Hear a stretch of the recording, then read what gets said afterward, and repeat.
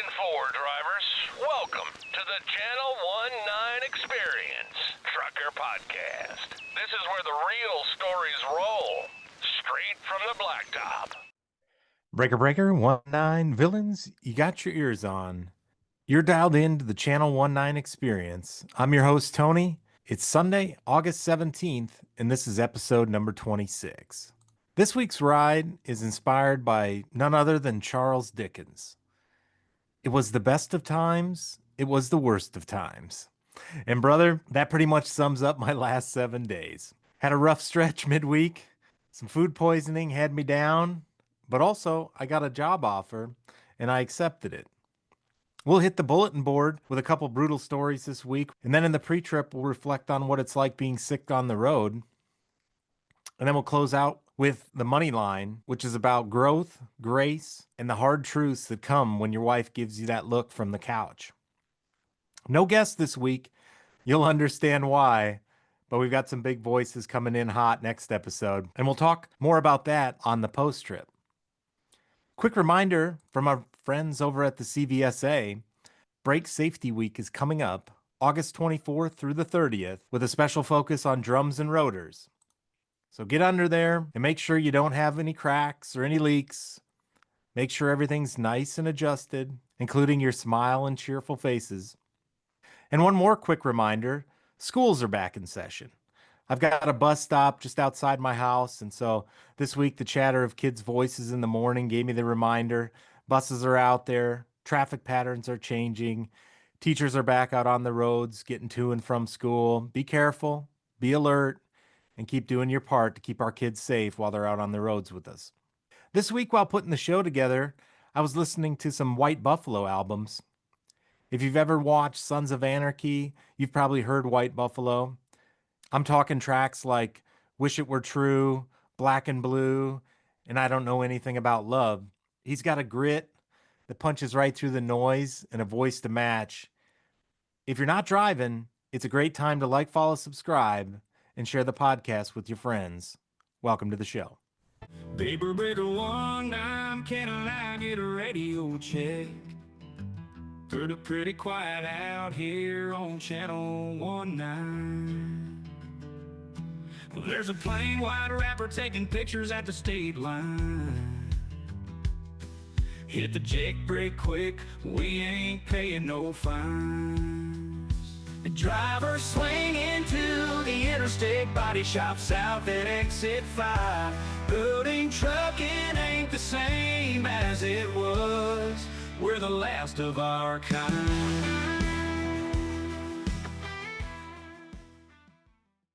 At the Mid-America Truck Show, I had the fortune to meet up with Mike Barber, founder of Truckers Wealth. Both of us have a passion for understanding the uniqueness of truckers and sharing our knowledge wherever we can. Mike is a seasoned financial professional. He has over 20 years of dedicated experience serving the trucking industry. Truckers Wealth has created a specialized financial hub where truckers can receive expert advice and tailored solutions to build wealth, minimize taxes, and secure lifetime income for themselves and their families. Check out his website, truckers-wealth.com, and look forward to seeing him on the program here soon. Grab that safety vest. It's time for the pre-trip. This week's quote doesn't come from trucking, but it might as well have been written about trucking. It was the best of times. It was the worst of times. It was the age of wisdom. It was the age of foolishness. It was the epoch of belief. It was the epoch of incredulity. It was the season of light. It was the season of darkness. It was the spring of hope. It was the winter of despair. We had everything before us. We had nothing before us. We were all going direct to heaven. We were all going direct the other way. That's Charles Dickens from his book A Tale of Two Cities, published way back in 1859, but it could have been posted on FreightWaves this morning. If it sounds dramatic, that's because the book is dramatic.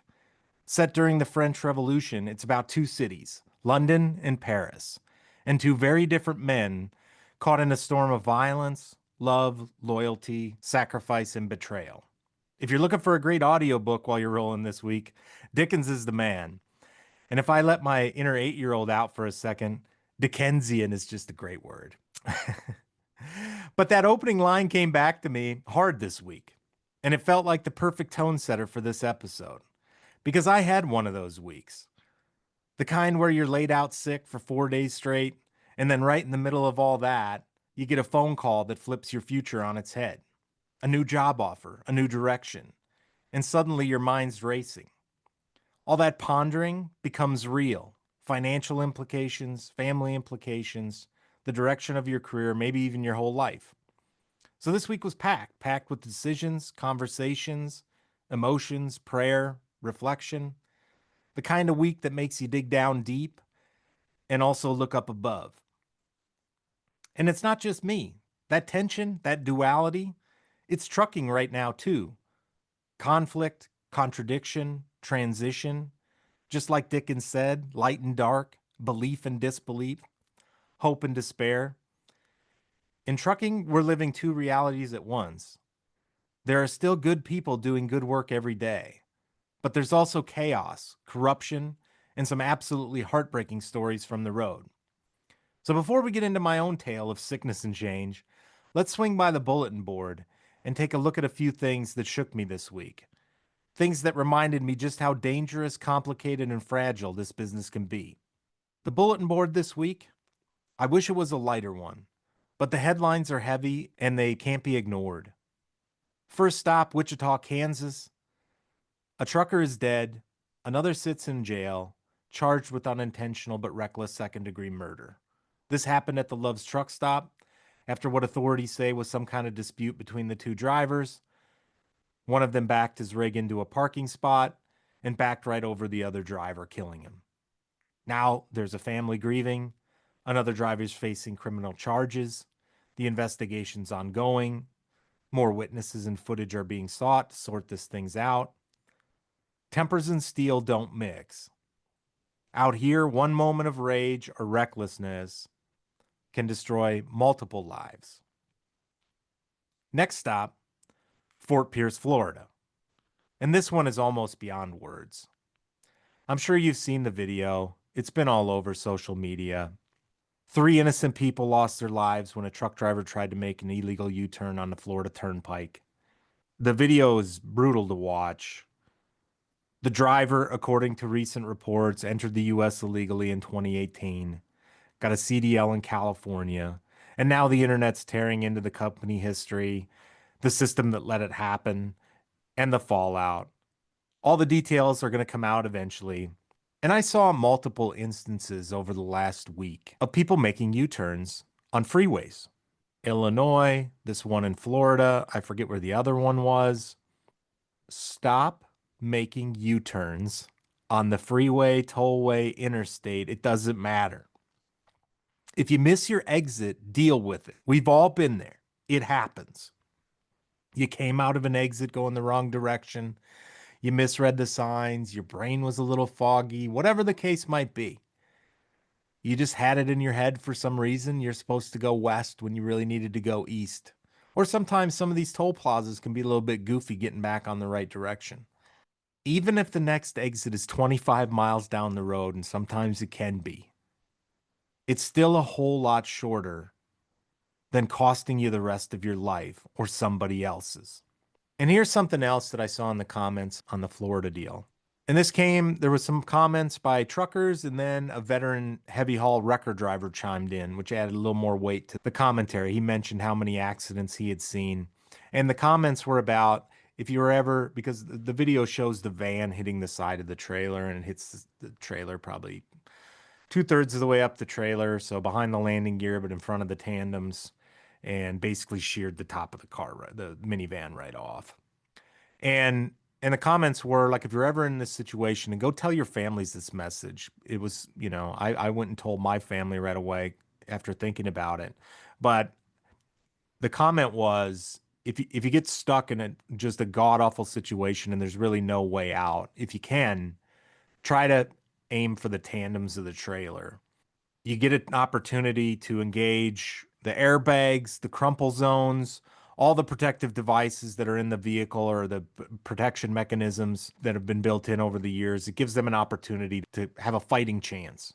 But if you go under the trailer like that, you're taking the top half of the car right off, and there's nothing that's going to stop the carnage from that. So just something to share with your family. Our hearts go out to the people impacted by this, the families. It was just an awful story this week. And finally, Kentucky. A whistleblower had come forward saying that DMV employees were literally selling IDs to people who shouldn't have them.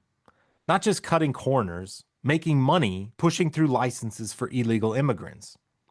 And what happens when this person does the right thing and reports it? They get fired. They're fighting back and seeking the protection that's supposed to be provided to whistleblowers. But this is the system that we're living with. Politics and payoffs over safety and duty, and it's costing people their lives. Now, we can argue all day about the how to fix immigration, how to secure our borders, how to clean up the licensing system. But the one thing that's beyond debate here is that it's a mess. Every week, there's a new story, a new angle, a new problem department, a new problem state, and truckers, along with innocent families on the road, are paying the price for that mess. So let me close the bulletin board with this. Keep your head on a swivel. Tempers, shortcuts, corruption, incompetence, they're all out there. But so are hundreds of thousands of you doing the job right every single day. Hauling freight, keeping the road safe, saving people from their own carelessness.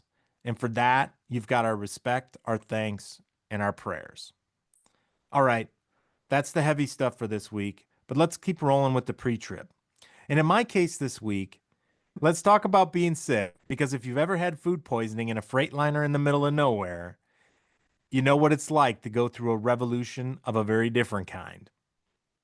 So we've been working this week with that old line from A Tale of Two Cities. It was the best of times, it was the worst of times. This next section right here, this was the worst of times part. Last week, I interviewed Kawana, my wife, and one of her points stuck with me. She said that the hardest part of trucking, it wasn't the hauling the freight or the miles or the long hours. It was the bathroom situation, the lack of privacy, the way you're forced to live your most human, most vulnerable moments in public. And she's right. I saw it with her when she was riding along at home, using the bathroom or just brushing your hair. It's just part of being human. But out on the road, that humanity gets stripped down to whatever the truck stop bathroom gives you. I'd sometimes burn a shower ticket just so she could have a little more humanity, some space to use the restroom, brush her hair, get ready in peace. That was important for her, how different life on the road is compared to home. That's a part of trucking nobody puts on the brochure. And then there's being sick. That's a whole different level of worst. Now, I'll admit, I was lucky over the years. I didn't get sick much. There was that kidney stone episode I talked about way back at the start of the podcast. I had a nasty infection in my leg once out on the road. Not a story for the faint of heart or for the faint of nose. And yeah, like every trucker, I've had those roadside moments. Squatting in a ditch in Iowa, thinking about all the life choices that led to this moment as I evacuate my self-respect, amongst other things. But the one that sticks with me most, it happened on a run west out of Minnesota. It was a milk run, about 20 stops, finishing out in Kalispell, Montana. My last drop on that first day was in Bismarck at a Home Depot. And that was a little bonus stop for me because once you're parked there, you've got dinner options. A few restaurants in walking distance, variety, civilization. And as soon as I did my trip plan when I got that load, I knew I wouldn't have to eat truck stop food that night. That night, chose the Golden Corral, and I didn't just eat, I ate. And I was a bigger boy back then. Hand unloading mattresses, I could work up an appetite. So I filled up, knowing I had miles to burn and paper logs to finesse. These were pre-ELD days, meaning you could tighten up those first 10 drops on paper, free up some drive time, and keep rolling hard. The plan was simple. Eat once, and then run the rest of the night across Montana. Big speed limits, open road, miles to kill. Problem was, that buffet didn't ride shotgun. It staged a mutiny. By Dickinson, something wasn't right. By Billings, I was flat out in trouble. And if you've been out there, you know, truck stops spread out pretty thin, and when you miss your chance, the next one might be a long ways off. I finally pulled into one of those middle of nowhere stops, the kind you'd never remember by name without looking at the fuel receipt. The next few days were a blur, but some memories were still sharp. The color of the tile in that bathroom, the glow of the parking lot lights as I shuffled back and forth between my 9400 and the bathroom. For days, I staggered between the truck and that truck stop bathroom. The ladies at the fuel desk knew me by my gait. They gave me motherly advice, truck stop medicine, and just enough kindness to keep me hanging on. God bless them. And God bless the fact that that bathroom was clean. Because we've all been in some of these truck stops where you wouldn't want to go through that. That load, completely fried. I was on the fence the whole time about going to the hospital. But as an owner-operator, I had no insurance. And in my mind, what were they going to do anyway? Kawana was losing it at home, begging me to go. I was too stubborn, too cheap, too worried about the truck and the load. Looking back, maybe a hotel would have been smarter. But when you're in it, you just pray that the next day it's going to be over. You're looking for a ray of hope. By Friday, I crawled back towards normal, but the damage was done. 1 week's pay shot, no revenue.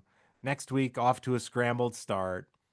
And all I could do is sit there staring at my truck, thinking about lost time, lost money, and how fragile this whole game really is. The saving grace? I was leased to a good little regional outfit. All owner-operators, family atmosphere, 5-digit DOT number. They cared more about me than the freight. The customers were patient too, though by the end of it, I think half the state of Montana knew more about my digestive system than they ever wanted to. Looking back, it makes me laugh, but at the time, it was just one more of trucking's brutal truths. Your humanity gets stripped down to nothing. And it ties back into something I read this week. Deb Labrie, a guest from a few episodes back, had a powerful blog post where she asked a simple but heavily loaded question.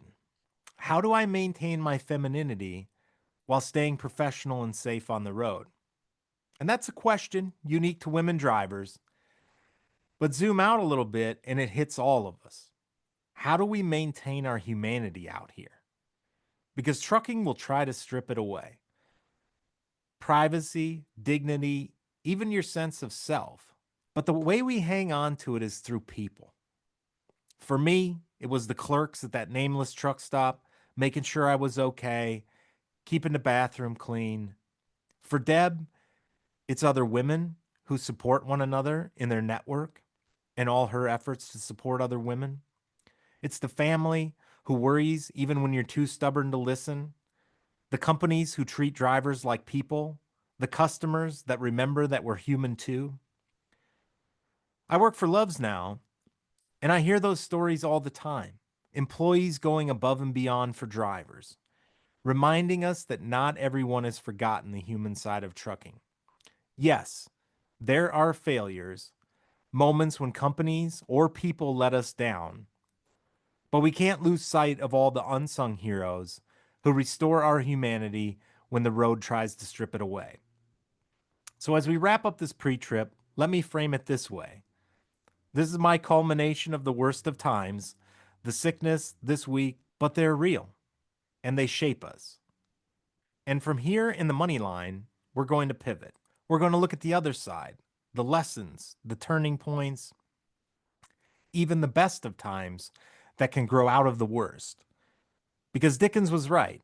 It's the worst of times and the best of times. And out on the super slab, sometimes they happen in the very same week.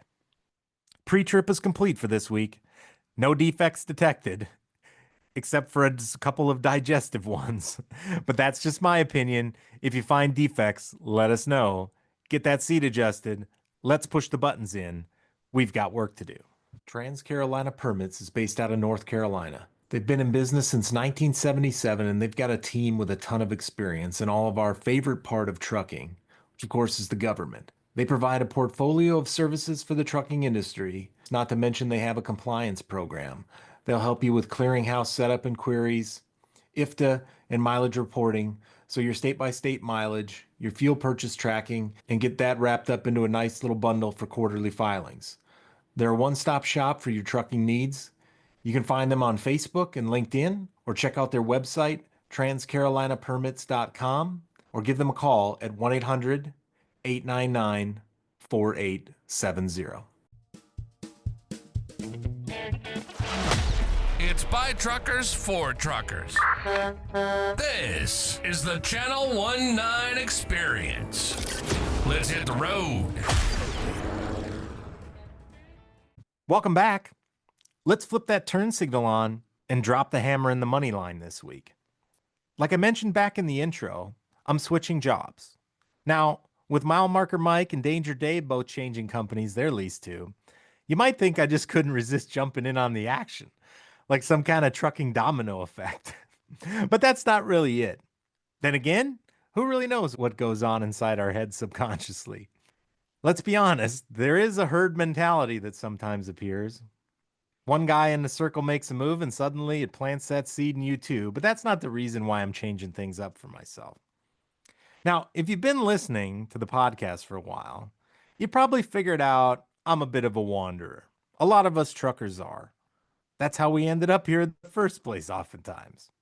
Sometimes I even wonder if it's genetic. My family line goes back to Hungary and Eastern Europe, and I don't know if we had, gypsies or nomads in the bloodline, but facts are facts. My mom wanders, I wander, my brother's a wanderer. Put me in a spot and you can set the egg timer. 12 to 18 months later, I'll be twitching, checking doors, itching to see what's over the next horizon. And that's how it's always been with me with jobs too. Other than times when I've worked for myself, I tend to move on after a year and a half or so. I get restless, I look for a change. But there have been a couple exceptions to that rule in my life. The first one is my wife, Kwana. 20 years, through thick and thin, we've had our ups and downs, but somehow it always feels stronger than ever before between us. The second was when I worked for my former boss, and soon to be my boss again, Jason. I haven't done the math exactly, but Jason was my boss for about 7 to 8 years during my PeopleNet and Trimble transportation years. Funny thing is, I left Trimble about maybe 12 to 18 months after Jason stopped being my boss there. Different circumstances, same restless result. Another constant in my life has been my current boss, Norm. Norm and I also go way back, probably 10 years or more. We both worked under Jason back at Trimble at one point, and in this moment, this past week, I realized how rare and how blessed I've been. I've been working for one of the greatest mentors of my life in Norm, and now I've got the chance to return to work for another one in Jason. Two men who've shaped me, stretched me, and helped bring out the best in me. And it's those people sharpening me in all the ways they have that gave me the clarity to step into what came next. And it's a messy decision, but it's the best kind of messy. The best of times, the worst of times, all packed into the same week, just like Dickens said. And it got me thinking about, what am I good at? What do I bring to the table? What do I most want to be doing? And the funny thing is, that Dickens line kept echoing in my head all week. It was the best of times. It was the worst of times. Half the week I'm laid out in a fetal position, wondering if I'll ever trust my stomach again. And the next, I'm on the phone with a mentor talking about a job that could change everything. That's trucking though, right? It'll break you and bless you all in the same breath. And if you're paying attention, those moments, the sickness, the surprise, the decision, they can show you what you're made of and maybe even where you're headed next. And I realized a lot of the skills I learned in trucking have a special value everywhere else too.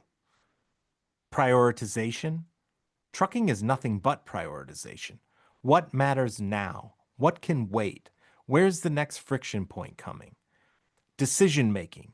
Good, bad, or ugly, trucking forces you to make calls, make decisions, and you're always on a clock in trucking. Behind the wheel, on the ops floor, time is money. In other industries, I've noticed people start avoiding decisions. Lots of meetings, not a lot of answers, but in trucking, indecision is not an option. And also facing hard truths. Trucking is reality based. There's no hiding from mistakes. The truck is either there on time or it isn't. There's no negotiating with a disintegrated serpentine belt or your drive shaft laying on the ground. There's no debating that there's 487 miles to go to get to the destination. There's no gray area between booking 10 loads and only having 8 drivers available to cover them. That's the black and white world trucking drills into you. And you have to own up to your situations on an hour by hour, day by day basis in trucking. Somebody's got to make the phone call to let somebody know some promise is not going to get delivered. Your load's not going to be there on time. We didn't have enough drivers to cover the load. Our driver ran out of hours. You're not going to make it home this weekend like we promised. Tough conversations all the time, but it's just part of the game of being in logistics. But in the technology world, it's a sea of gray. People hem and haw, talk in circles around problems, avoid the hard calls. My trucking background taught me to cut through that noise and face facts, even when it's uncomfortable. Now, don't get me wrong. I've had to shave plenty off the rough edges. What flies out on I-80 doesn't always fly in a business environment. But the core of it, those trucking forged instincts, they've been valuable everywhere I've gone. During the interview process for this new role, one of the questions I was asked, what's your superpower? Which I thought was an interesting question, kind of put me on the spot to see what I would choose. I told them, my superpower is working with people and bringing them together. One thing I've learned, just because one perspective is right, doesn't mean that all the others are wrong. And that's true in trucking too. Especially when you've got dispatch, drivers, and ops trying to solve the same puzzle from different angles. We may have promised a driver home time and find ourselves in a situation where we don't have a load that achieves that very well. So you work through the conflict, you find the common ground, you communicate with one another, and you figure out a solution. Everyone stays aimed at the best results, all things considered, but it takes tough decisions at times. And you have to make them because time's ticking. And I got all that from my years behind the wheel, on the ops floor, being involved in trucking. And out there on the road, people are building skills too. You heard it when we talked with Deb Labrie, when we talked with Todd Waldron, when we talked with Ryan Corral over at D&E Transport, and when we talked to Danger Dave about some of his adventures. You're dealing with shippers, dispatchers, drivers, lumpers, DOT officers, and every other personality under the sun. And if you can't find some common ground, it's going to be a rough road. But here's where it gets a little more personal. Because in the middle of thinking about all that, Kawana hit me with one of those questions that just stops you cold. We didn't talk about it in her interview on the podcast last week. She's not the confrontational type. She's tough, but she wasn't comfortable saying it live and talking about it on the air. But she's okay with me bringing it up here because it's important. We talk through it. Why she didn't want to talk about it, why I felt like it was an important thing to talk and share with people. See, Kawana often helps me edit these episodes. She's detail-oriented, sharp-eyed, and she's not afraid to point out my flaws. And a couple weeks ago, after she listened through one episode, we were sitting on the couch late on Sunday night afterwards. The episode had just gone out, and she had that look. You know the one. If you've been married a long time, you know when something's brewing. So I asked. She said nothing. I asked again. Finally, she said, do you really want to know? Of course, I said, not knowing what I'm signing up for. And she swore me to not get mad. I signed off on all the disclaimers, and then she said it. She told me the episode was really good. She said the way I talked about grace and forgiveness and kindness, it was powerful. And then she looked me dead in the eye and said, you say those things, But you're not always like that. How do you explain that? Man, that one hit home. That one took a big gulp. And she's right. Sometimes I don't give grace. Sometimes I'm quick to judge. Sometimes my words are harsh, especially to the people I care about most. I can be a jerk too when I'm not being the best version of me. It reminded me of a line from White Buffalo's song, Wish It Were True. It's not what you say, it's what you do. And that reminded me of something else. You know, trucking has a willingness to teach you the same lesson over and over, as many times as you need to get it. Because in trucking, you don't get paid for intention. You get paid for what you deliver. And here's the tie-in back to Jason. One of his lessons that stuck with me over the years. He would say things like, you made a choice. You signed up for it. Either do it or make a different choice. And I've had to swallow that lesson a few times in business, my career, my marriage, my life. And that's been echoing in my head through all of this. There's the man that I am, and there's the man that I aspire to be. And the truth is, I fall short a lot. But life's a cycle. Choose, do your best, examine the results, choose again, do better. Be willing to examine yourself, your words, your tone, your actions. Be willing to admit when you're wrong. Be willing to say you're sorry. Be willing to extend grace to others, because there will be moments you'll need it extended to you. And then move forward. Not perfectly, not without mistakes, but forward. And that's why this decision mattered so much. Because this chapter is a direct result of all those people I've mentioned who sharpened me, challenged me, believed in me, even when I was still rough around the edges, when the man that I am is not the one that I'm trying to be or they're hoping for me to be.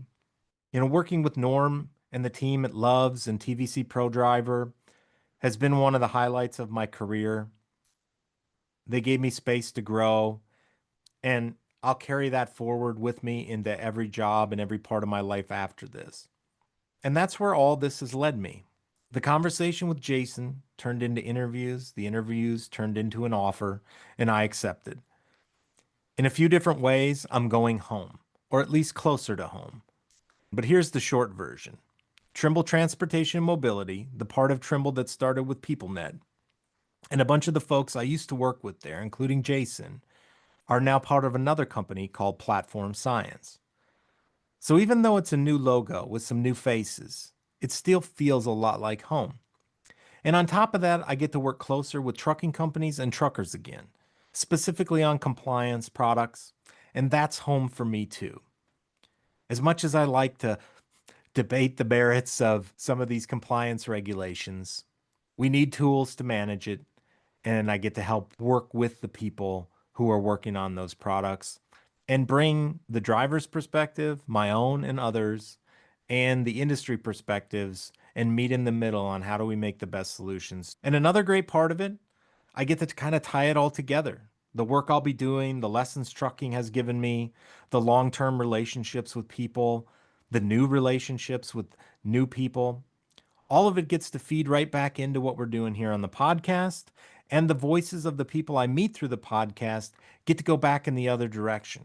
I don't know how many times so far over these 5 months or so of the podcast that I brought back thoughts and contributions from people on the show that I talk to, both on the air and the people that the conversation goes on off the air. Many times my voice in those offices, in those meetings, is merely an extension of ideas and perspectives that I've learned from you all. Because our lives aren't a single point on the map. They're a line of miles where you keep rolling forward, picking up wisdom, dropping markers, building bonds, and powerful relationships along the way. And when I think about it, it's not all that different from the CB radio years ago. Sometimes you were broke down on the shoulder and the CB was your lifeline. A call out for tools, a part, or just the knowledge you didn't have but somebody else did. Sometimes it was just rolling easy down the highway in the middle of the night, swapping stories about what might have been or what could be. Either way, it was a connection. It was proof you weren't running the road alone, and that's still true today. The tools are different, but the lifelines and the voices that sharpen you, guide you, and remind you who you're trying to be, those are the things that make the miles matter. And Dickens had it right. Life doesn't divide neatly into good or bad, wins or losses. Most weeks it's both. This was one of those weeks. So that's where I'm at. That's what's next with me. Let's see where it takes us. Let's drop it down to line 4 for a quick break. Reminder, no interview this week with all that going on, but we'll catch you on the flip side with the post-trip. True TMS is a cloud-based transportation management system. Being in the cloud makes integrations faster and you're able to access the platform from anywhere. It has intuitive planning, on-demand reporting, and easy order creation, rating, and invoices, which turns tedious admin work into streamlined automated workflows. The folks at True TMS have decades of trucking and liquid experience, and they care about this industry. They don't just sell you a product, they're invested in your success. Visit their website, truetms.com, and of course, tell them Channel 19 sent you. We're talking trucking life, uncut. The wild stuff, the weird stuff, the mistakes, the memories, and the miles in between. From first jobs to last hauls, the laughs that kept us going, and the lessons that left a mark. Well, villains, that's going to do it for this week's run. It was a messy one.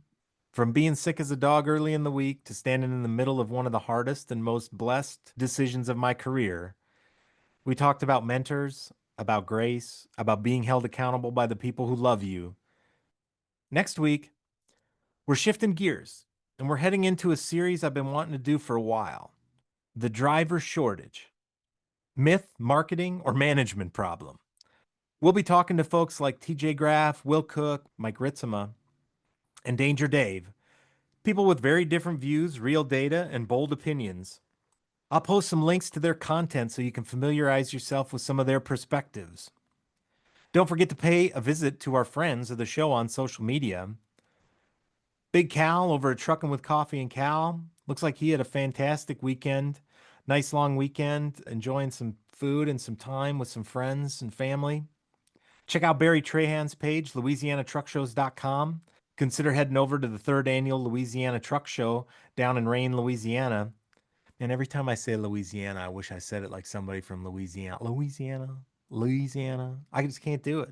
I sound like I'm reading it off of a dictation machine.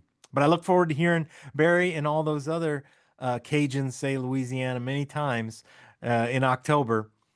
Also, Lee Owens, he's got a show in Searcy, Arkansas, the American Truckers Jubilee. I'll post the Facebook link in the show notes. Both are coming up in October. Channel 19 Experience and friends of the show are sponsors of both of them. TVC Pro Driver, now part of Love's, graciously pitched in to help sponsor those two shows as well. So check them out if you find yourself in need of CDL legal services or a fuel card. ProDriver.com. Don't forget Trucking's per diem crusader, Mike Ritzema at Superior Trucking Payroll, truckingpayroll.com. Deb Labrie at awomantrucker.com. Check out her latest blog that I mentioned earlier. And I-95 Truckers. Al broke out some night shots this week. Very cool. Very different kind of challenge, but awesome shots, Al. Really enjoyed seeing those nighttime ones and quite the light show you got out there on I-95. It's still truck show season. There's plenty of awesome truck shows to get out to and see this summer. You'll find them easily on the truckshowlist.com. If you'd like to be on the program, reach out. Email inbox at channel19experience.com or hit the contact form on channel19experience.com. Now you can also book a time with me by clicking Be a Guest and select a time, and we'll meet up. We'll do an interview. Maybe you want a little help with your profit calculator. And if you're not driving right now, like, follow, subscribe, and share the podcast with a friend. Thanks for riding along. We've got work to do. This has been the Channel 19 Experience. If it's about trucking, we're talking about it. All uncut. The wild stuff, the weird stuff, the mistakes, the memories. But we talk about the world of trucking today, too. Everything from legislation to lane changes in the industry. We got it covered. Thanks for listening to the show. If you enjoyed it, make sure to like, rate, and review. We'll be back at the ranch soon, but in the meantime, hit us up on social media at Channel 19 Experience and the website at www.channel19experience.com. That's channel and the numbers 19. See you down the road.